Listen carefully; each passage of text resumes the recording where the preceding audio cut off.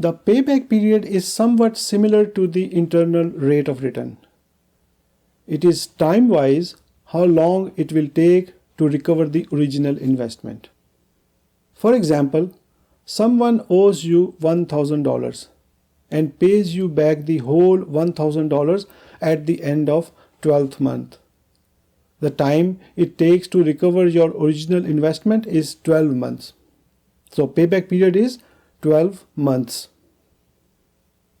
How about the person pays you back $950 at the end of first month and $50 at the end of 12th month? The time it takes to recover your original investment is 12 months. So payback period is still 12 months. Let us say that the person returns you $500 at the end of each quarter. The payback period is now 6 months. Lower the payback period, the better it is.